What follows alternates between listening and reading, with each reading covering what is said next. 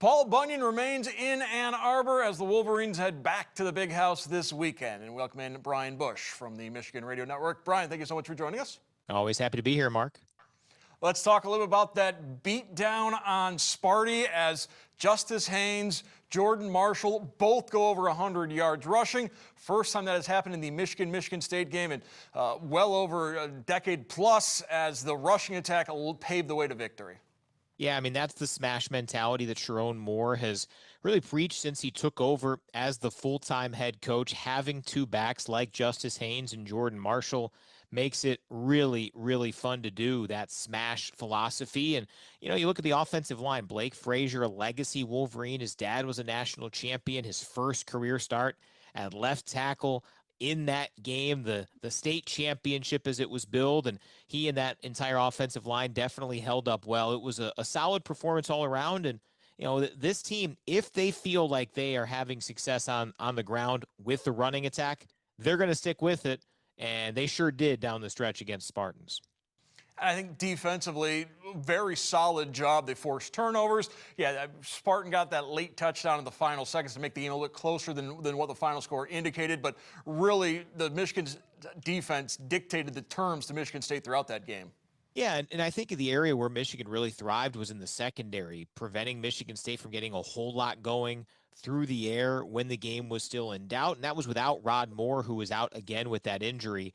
There's been plenty made, and deservedly so, about Michigan's linebacking group. The defensive line, especially the edge rushers, really, really deep, talented. You know, the secondary, I thought coming into the year had a chance to be Michigan's deepest group, and while there's been some ebbs and flows to availability, success, all of it, it felt like that was their through 8 games masterpiece against Michigan State, and we'll see if it'll continue. It's going to have to with their other rivalry game at the end of the season, but for now, a really solid step forward for a group that, yeah, they've shown some flashes, but also have had some times where you've kind of wondered what the true upside was with this group. We saw on Saturday the upside's really, really high. You mentioned the linebackers. Schroeder is Big Ten Defensive Player of the Week after his performance against Michigan State. He's really come on strong the last 3-4 weeks. Yeah, I'll tell you, that's one player that Wink Martindale has raved about in the lead up to the season, this season. Yeah, Jimmy Rolder hasn't been healthy since his late stages of high school. He's battled injuries, whether it's prepping for a season or then in season, basically his entire time on campus, and he has been an absolute hammerhead, as Sherrone Moore has called him before. The way he's able to impact the game, to make the impact he's had with Ernest Hausman, Jay-Sean Barham, Cole Sullivan, who left that game with injury last week, but he has been an emerging star for Michigan. For Rolder to do that, to have the patience to stick around, to have the trust in his body despite it failing him several times over, really, really impressive performance, and it feels like he's just getting started with what his true potential is. Michigan moves up to 21st in the nation in the AP poll. A lot of discussion this week about the Big Ten as a whole being underrated by the AP voters. I think Michigan's got a strong case. On one hand, polls don't matter. The only thing that matters is the college football playoff rankings, which will come out in a few weeks, and Michigan is going to be in that discussion. But at the same time, you look at the resume, you look at the wins, you look at the losses. I think Michigan should be higher than 21st.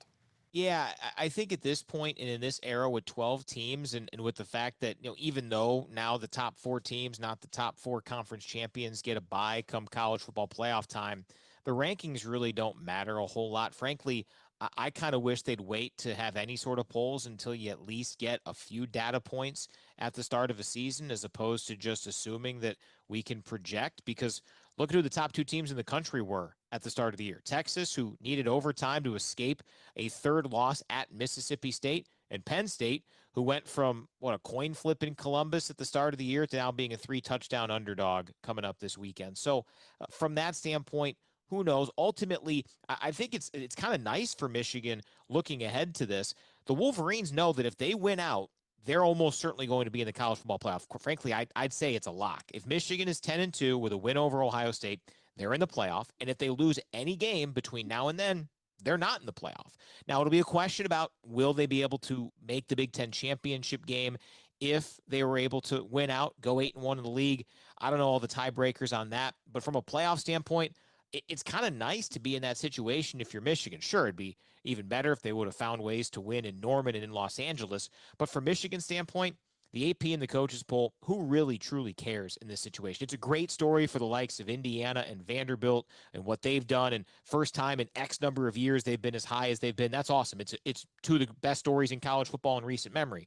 From Michigan's standpoint, they just want to keep surviving and advancing, and that continues this weekend. But for right now, where the committee puts them or won't put them doesn't matter, because they've got the chance to get one of the best wins in the country at the end of the year and keep the winning streak going against the Buckeyes. Up next for the Wolverines, the Purdue Boilermakers, who are on the other side of the spectrum. They've lost 6 in a row. Their only wins this year against Ball State and in Southern Illinois. It's a Purdue team that's been at the bottom of the Big Ten for quite some time now, and there really isn't a whole lot of signs of improvement going on in West Lafayette. Yeah, year one of a new head coach, and Barry Odom's a nice, he's a good story, and there's a lot to, to see from him from a potential down the road. But yeah, this was always going to be a multi-year build in West Lafayette. From Michigan's standpoint, it really is a take care of business, and maybe the how Michigan, if they are able to win this game, as many expect. How they get it done? Can they take care of business emphatically, win by, multiple scores over, dominate the game? Because this is, on paper, Michigan's easiest test the rest of the season. Northwestern, they were right there with Nebraska this past weekend. They've exceeded most external expectations. I don't care if Michigan's playing you, me, and 9 others we find in the Toledo area. I always get worried about the game before the game, but just how weird that feeling is and how easy it can be to look ahead to what's to come during Thanksgiving weekend. So that game's always a bit of a concern. Even the national championship season for Michigan, that was a close game against Maryland on the road in 2023. For this one, it's the second to last home game. It's a chance to really, I think, refine some things before a bye week and then the real stretch run. So this feels like a Michigan versus Michigan type of a deal on Saturday. And obviously that's no disrespect to Purdue. It's just kind of what you see on paper right now. Michigan should be able to do it and do it, pretty emphatically. We'll see if they can take care of business. Wolverines looking to wrap up what they've been calling the second quarter of the season as they get Purdue, and then, as Brian mentioned, then they have the week off before the rest of the regular season. I want to thank Brian Boesch from the Michigan Radio Network for joining us. Brian, thank you once again. Happy to do it.